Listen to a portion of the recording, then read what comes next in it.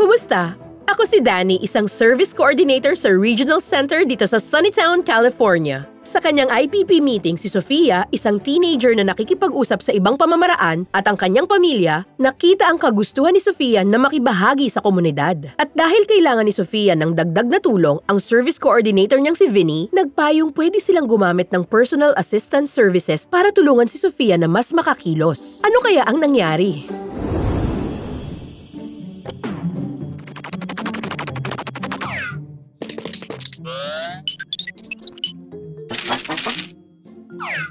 Ooh, nakakatuwang theory yan, Pierre. Okay, Mavens. Abangan natin ang mangyayari next week. Pero, bago tayo umalis, may isa pang natitira sa agenda natin. Bukod sa linggo-linggo nating book club meetings, maraming mga nakaplanong trips para sa Mystery Mavens. Ibig sabihin, meron tayong event kada linggo ng hapon.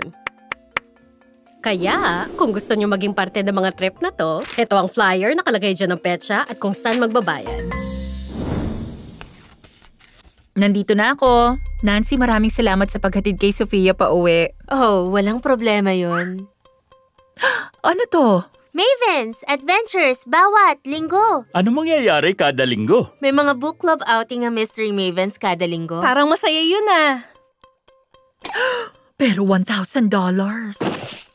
Ay, naku po. Pasensya ka na talaga, anak ko. Masyadong mahal yun. Hindi kaya ng budget ang ganong halaga. Uy, huwag kang mag-alala sis. Bili tayo ng sombrero. Mag-adventure tayo dito sa bahay. Tama! Ako si Carlota San Francisco.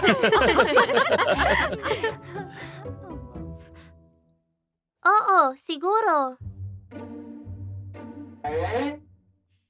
Tatawagan ko si Vinny sa Lunes. Baka makatulong siya. Uy, Isabel! Kumusta? Pasensya na sa abala, pero namumroblema kami sa book club ni Sofia. Nagdagdag sila ng events at kapos kami sa pambayad. Naka-double shift na ako sa trabaho. Okay, sabihin mo kung magkano. Tapos titingnan ko muna. Gracias. Bukod doon, tuwing linggo yung event nila. Dahil doon, kailangan din namin si Nancy tuwing linggo. Titingnan ko kung ano magagawa ko. Tapos, pwede tayo magkita sa Huwebes. Sige. Salamat, Vinny. Magandang balita, si Danny ng Regional Center, pinaalala niya sa aking patuloy na pinapaganda mga program natin. Meron tayong tinatawag na Social Recreation and Camp Services. Pinopondohan nito ang maraming activities para sa may IDD. At kasama na rin dito ang club na yon. Ganito, meron tayong community participation na nasa ilalim ng Social Recreation and Camp Services. Sunod naman ang family relationships. O Sofia, okay ka ba dyan sa bago mong PEX board? Gusto ko! Ito! Vinny! Oof, ang ganda ng anggulo ko dyan. Para sa events mo, pwede nating dagdagan yung oras ni Nancy para kasama na yung bawat linggo. Gusto ko, Nancy. Ang totoo, gusto ka rin ni Nancy. Kaya kung gusto mo, yun ang gawin natin. Oh, please.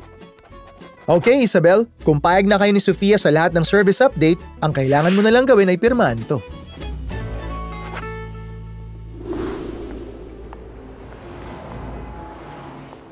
Handa ka na sa adventure natin? Okay, enjoy kayo. Ay, sandali lang. Tada! Para saan pa't nagkatrabaho ako kung hindi kita mabibilhan ng gamit? Ako, mahal kita. Mahal din kita. Ngayon, lutasin mo na ang kaso. Ang butler ang may gawa.